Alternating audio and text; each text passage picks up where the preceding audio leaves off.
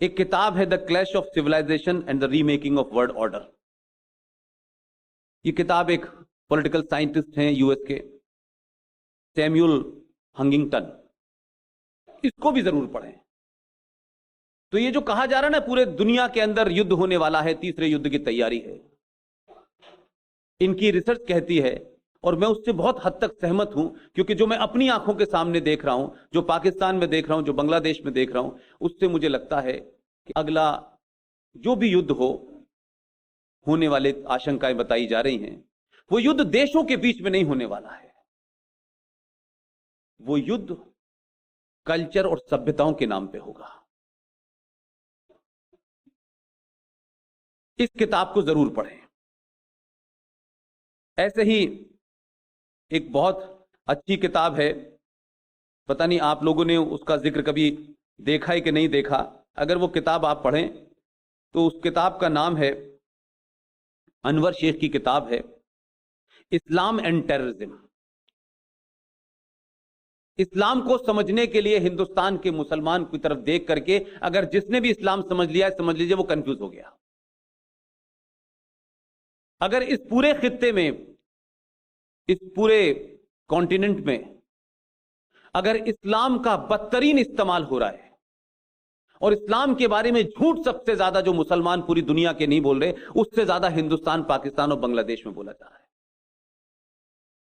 हमारे यहां इस्लाम एक मजहब नहीं है, इस्लाम एक डराने का हथियार है, अपनी नाजायज मांगों को मंगवाने का एक हथियार है।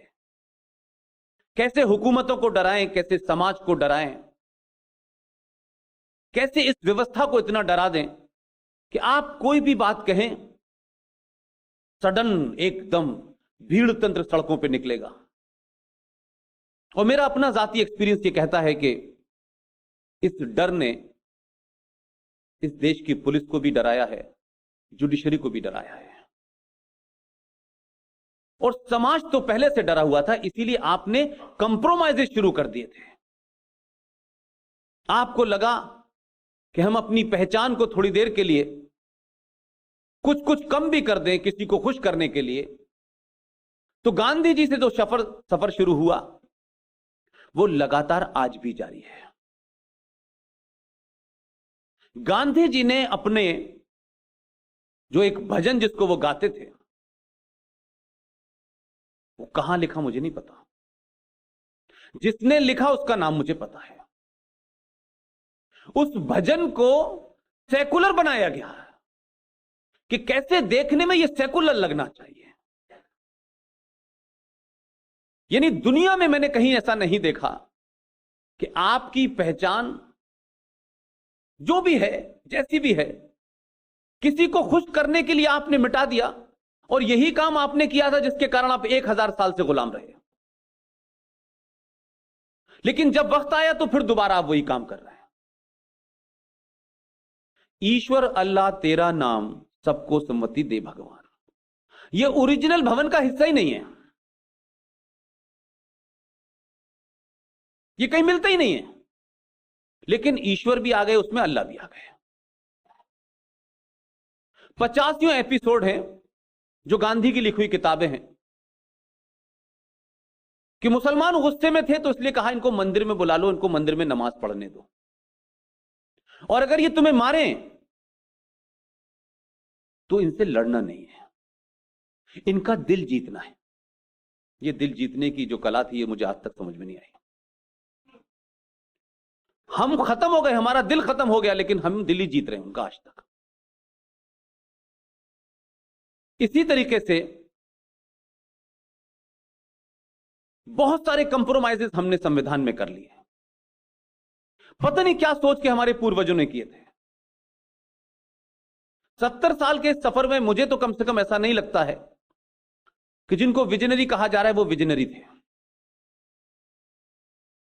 मैं अगर बहुत असभ्य भाषा में कहूं तो मुझे लगता है इस देश पे 70 साल तक बौने लोगों का कब्जा था।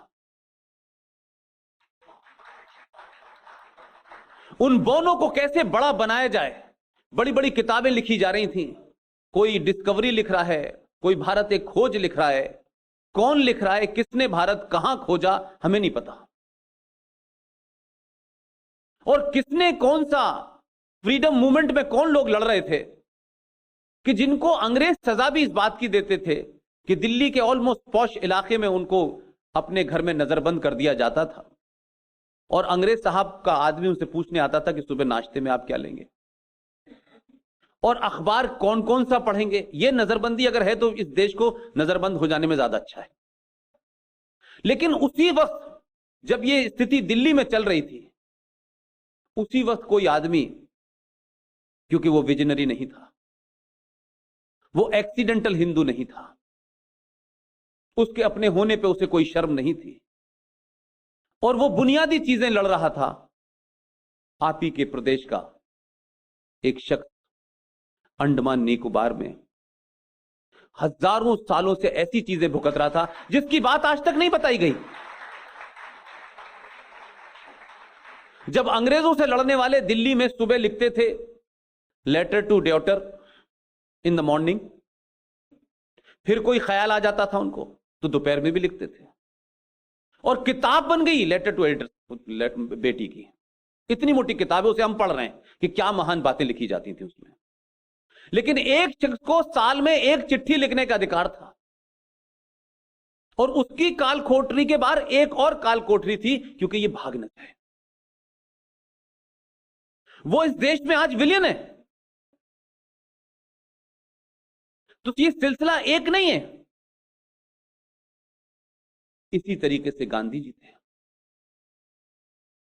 गांधी जी का जब किसी मामले पे विवाद हुआ अंबेडकर से, तो गांधी जी का एक अंदाज था, गांधी जी बात कम करते थे, धरना ज्यादा देते थे, और धरना इतना इतना डराते थे। ये बात अलग है कि आधुनिक भारत में दिल्ली सरकार के मुख्यमंत्री को भी धरना देने की बहुत आदत है। अंबेडकर से किसी मामले पे विवाद हुआ, अंबेडकर के पास गए, अंबेडकर से बोले ये बात तुम गलत कह रहे हो। अंबेडकर ने कहा बात मेरी ठीक है, मैं तथ्यों पे कह रहा हूं। उन्होंने बात के आगे आर्गुमेंट नहीं किया, बोले तुम अपनी बात वापस ले लो, मैं धरने पे बैठ जाऊंगा। अंबेडकर ने कहा, किताब पढ़ी, अंबेडकर की किताब है, हमारी किसी की किताब नहीं है।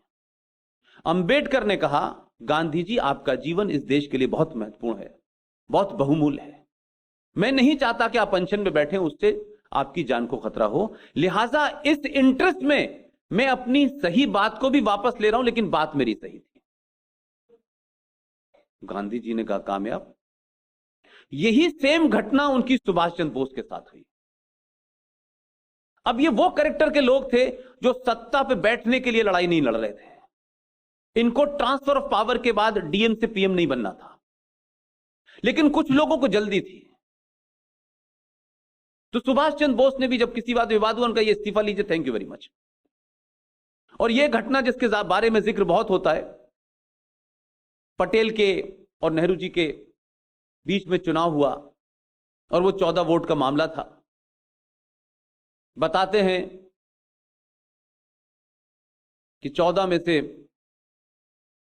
13 वोट पटेल को मिले और एक साहब ने वोट ही नहीं दिया था। ये उसमें ऊपर नीचे हो सकता है, 12-11 हो सकते हैं, लेकिन जब वो हार गए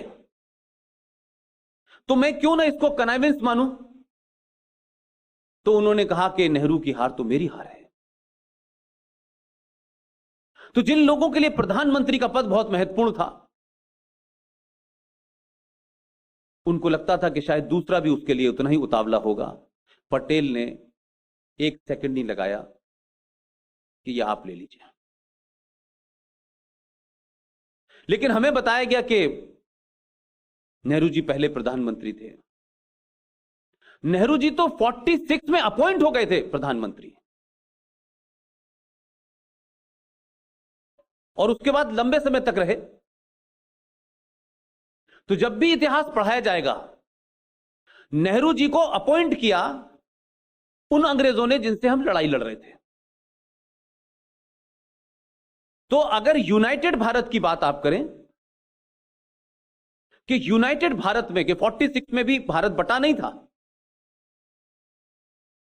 तो यूनाइटेड भारत में अगर कोई प्रधानमंत्री बना जो किसी के रहमो करम पे नहीं बना, जिसने अपनी एक फौज खड़ी की और पूरी फौज लेकर के नॉर्थ ईस्ट के इलाके मोयान में आया और पूरा का पूरा मणिपुर से लेकर के सारे इलाके में खड़ा हुआ। उसने अपनी करेंसी भी जारी की, उसने अपना बैंक भी जारी किया और दुनिया के 11 देशों ने उसे मान्यता दी। उस आदमी का नाम था सुभाष चंद्र बोस।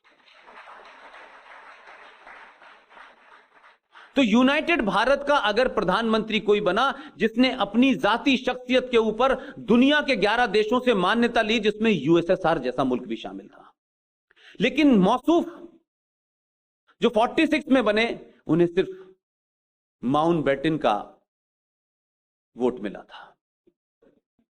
और माउंटबेटन का क्यों मिला था इसके बारे में भी मुझे बताने की जरूरत नहीं है। उनकी मजबूरी थी, उन्हें अपना घर बचाना था। वो बेचारे घर नहीं बचा पाए प्रधानमंत्री बनाने के बाद। इस घटना का जिक्र मैं इस रेफरेंस में कर रहा हूं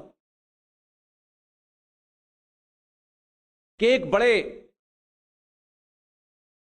इस देश के वो लीडर जिन्होंने कभी चुनाव नहीं लड़ा, जो सत्ता की दौड़ में शामिल नहीं हुए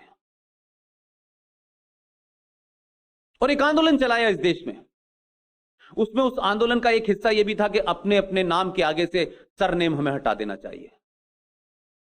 यह बात अलग थी कि उस समय सरकार में, इख्तदार में, मेजॉरिटी में, दिल्ली की गद्दी पे कांग्रेस के लोग थे। उस आदमी ने बिहार से उठा और पूरे देश में एक आंदोलन खड़ा कर दिया। उनका नाम है जेपी, जयप्रकाश नारायण। जयप्रकाश नारायण की जब मृत्यु हो गई तो बहुत सारे लोगों ने कहा कि जेपी को पार्लियामेंट में श्रद्धांजलि देनी चाहिए। तो सारे कांग्रेसी खड़े हो गए और मुझे दुख इस बात का है कि जिन लोगों ने यह मांग उठाई उसमें ऐसे लोग भी थे जो आज भी जीवित हैं, जो पहले दिन से 52 से लेकर अब तक लगातार पार्लियामेंट में जा रहे हैं। पिछली बार उन्हें टिकट नहीं दिया इसलिए नहीं गए, नहीं वो अभी भी चले जाते हैं, 92 साल के हैं। ऐसे बहुत सारे लोग थे उस वक्त, उसमें अटल जी भी जीवित थे और भी लोग सारे थे। कम से कम यह घटना उन लोगों को क्यों नहीं पता थी, और नहीं पता थी तो जिम्मेदार कौन है, और आपने उस वक्त टोका क्यों नहीं? मैं तो आज उसका रेफरेंस भी देना चाहता हूं, उस घटना को बताना भी चाहता हूं कि इस मुल्क में जेपी जैसे आदमी को अगर श्रद्धांजलि दे दी जाती तो पार्लियामेंट में क्या ऐसा होने वाला था। तो श्रद्धांजलि तो हमारे देश में बापू को भी दी जाती है, वो भी एमपी नहीं थे। चलिए थोड़ी देर के लिए मान लेता हूं कि बापू से बड़ा कोई है ही नहीं है इस दुनिया में। एक किस्सा बताना चाहता हूं मैं आपको, उस किस्से के रेफरेंस पे मत जाइएगा, उस पर जरूर हंस सकते हैं आप लोग, उस पे मत जाइएगा क्योंकि वो मेरा मकसद नहीं है।